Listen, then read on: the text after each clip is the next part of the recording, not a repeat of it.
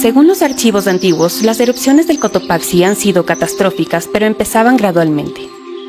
Es así como a inicios de 1877 ya se podía mirar continuamente una nube o columna de vapor y gases sobre el cráter del Cotopaxi, más fuerte y espesa que de costumbre.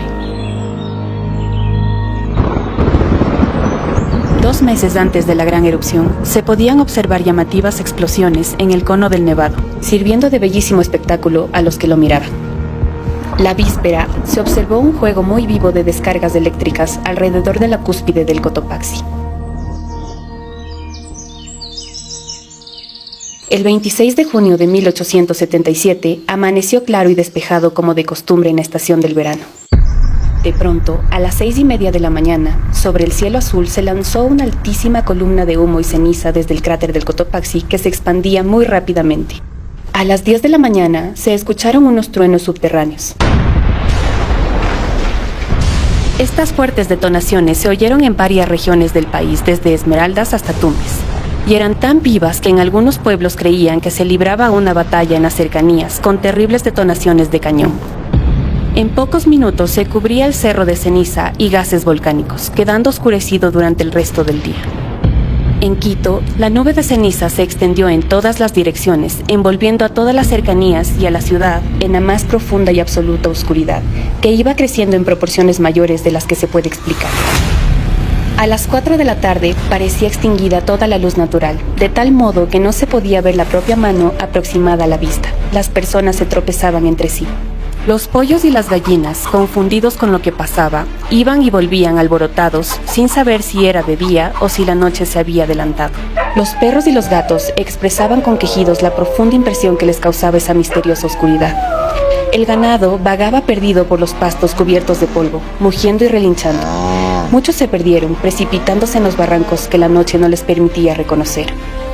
Si la ceniza producía este pánico generalizado en la ciudad, en realidad el aspecto más aterrador se daba cerca del volcán. Un par de horas después de que el volcán empezó con su gran columna de ceniza, los flujos piroclásticos en el cráter entraron en efervescencia y ebullición, lanzándose con una rapidez extraordinaria hacia las faldas del cerro, derritiendo gran parte de las espesas capas de hielo y nieve y generando al mismo tiempo grandes lahares. En un mismo momento se producían en todo el contorno del Cotopaxi grandes flujos de lodo, que como torrentes o cataratas se precipitaron hacia abajo, arrastrando enormes masas de hielo, piedras y peñascos que aumentaban de volumen, arrancando árboles, destruyendo y arrebatando ganados, personas y cuanto encontraban en su curso. Mucha gente pudo refugiarse en las alturas cercanas, sin embargo, muchas otras no pudieron salvarse. En el Valle de los Chillos, Machachi y Aloaj se creyó que había una misteriosa corriente subterránea y por eso, atemorizados, huyeron a lugares altos en las cercanías. Otros, en cambio, acudieron a la iglesia para morir abrazados a los sagrados altares. El torrente de lodo siguió por el río Pita, llegando a la entonces llamada Hacienda San Rafael. Todo ese inmenso raudal de agua se derramó ampliamente en el espacio de más de 2 kilómetros de ancho. Los lahares también avanzaban por el río Santa Clara, que se desbordó sobre el camino de Sangolquí y de allí sobre el río San Pedro, en cuyo ancho cauce las aguas se levantaron hasta el punto de tapar completamente el arco del puente y llenar de barro y piedras el espacio comprendido entre sus barandales.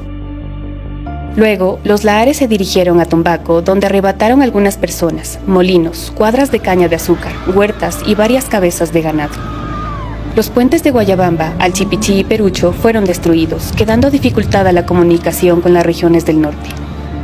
A las 4 de la mañana del siguiente día, es decir, 18 horas después del principio de la catástrofe, llegaron los lahares al Océano Pacífico a través del río Esmeraldas, llevando consigo cadáveres, pedazos de casas, muebles de toda clase, palos, árboles, etc., que flotaban en el agua turbia, anunciando a la gente de la costa la desgracia que les había sucedido a sus hermanos de la sierra.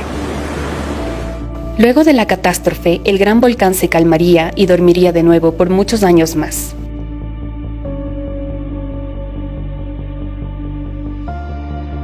No se toma en cuenta en estas memorias el cálculo de número de vidas humanas arrebatadas por la corriente, ya que se desconoce y se descubrirá solamente a medida que sus respectivas familias los echen de menos, pues muchos se quedarían sin duda enterrados en el barro.